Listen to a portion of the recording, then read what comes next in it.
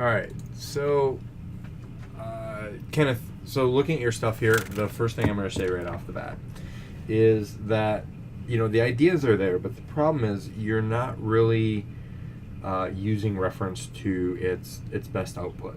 Okay, and so looking at this, these are all from your head, and the problem with drawing from your head is you haven't built up that mental library. So I went to DeviantArt and I found some real quick reference here to give me kind of this idea of how these characters are. And so the first one, looking at this character is something that you want to look at and you want to start developing and start really using kind of based on reference. And so just simply grabbing this character here, I'm gonna grab in the real rough form of that character. My cat's sitting on me here today, so she will probably meow and comment on this. But so I'm just building up this rough sketch of how this character could look, okay? And I'm building out the rough shapes. I'm getting that rough kind of format of who this character is.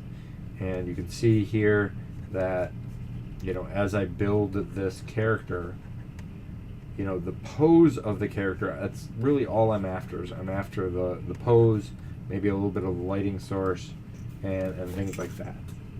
So having that kind of rough idea, you can see here that I'm just kind of sketching out how this character could be overall posed. All right, and so you can see that just this real rough sketch of my figure, and I can exaggerate, I can play around with it and do what I want with it to kind of really kind of sell the overall kind of feeling and pose of this. And so I can get this real quick figure going on in here. Maybe she's got the sword point here like so, or the spear point like so, whatever. And I can just simply kind of build off this character, okay? And with this in mind,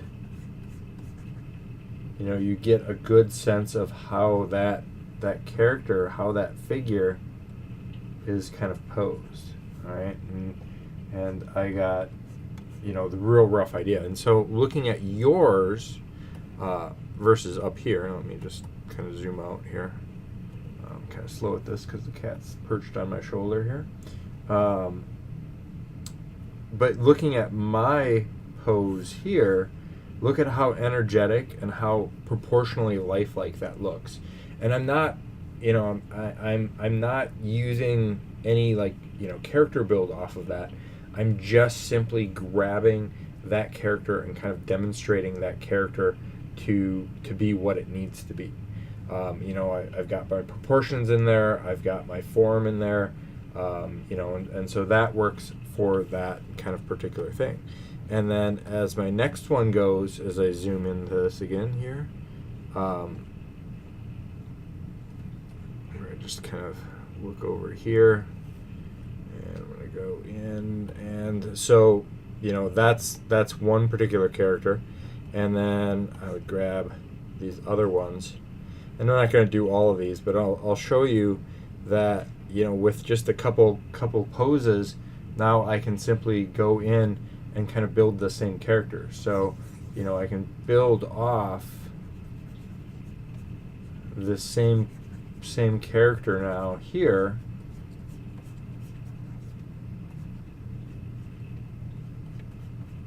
like so.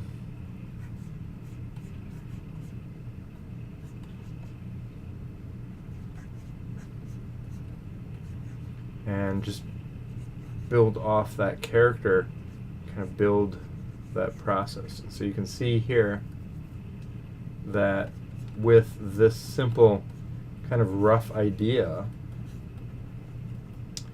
this character now kind of looks a lot more kind of energetic and kind of realistic.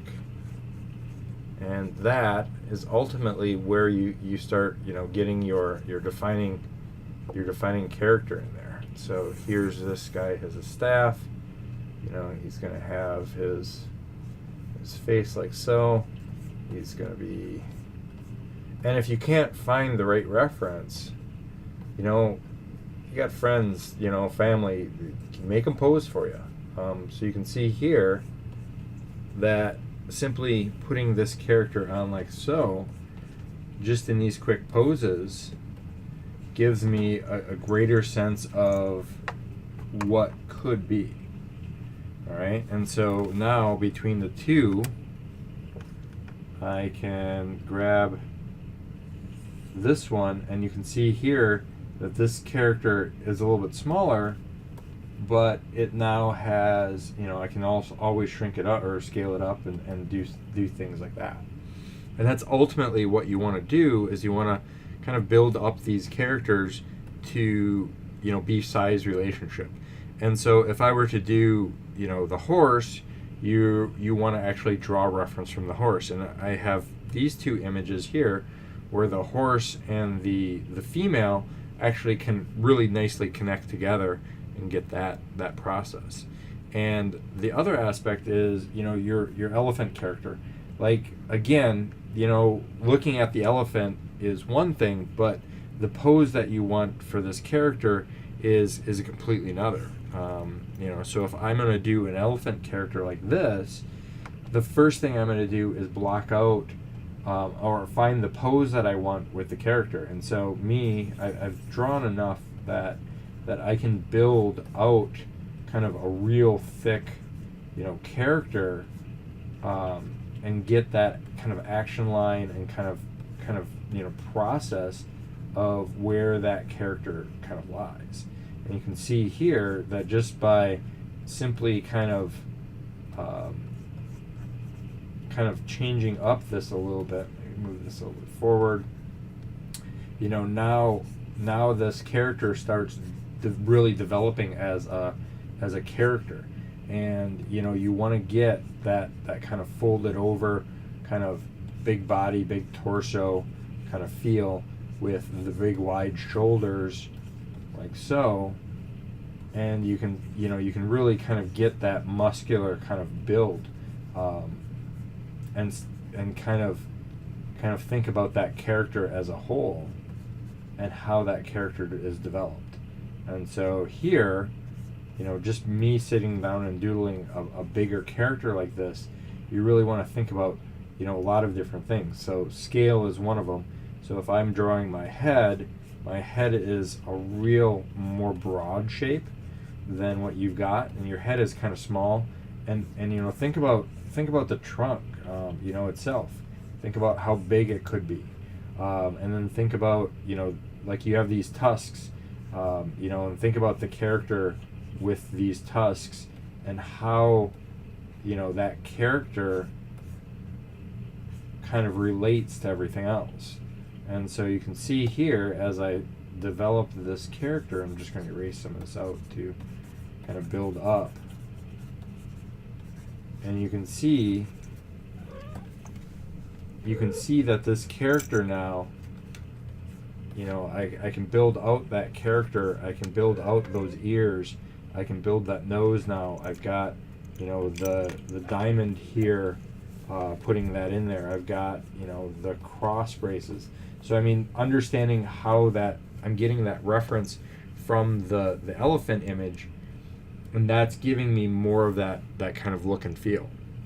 And so with that out of my way, once I take these two, you really want to use that to kind of exaggerate. And so now I've got basically two characters, and you can see that it's a lot more kind of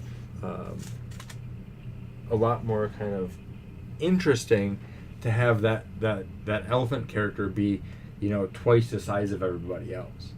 And so you also want to work with scale and work with proportions and things like that. So I hope that helps you out a little bit. All right.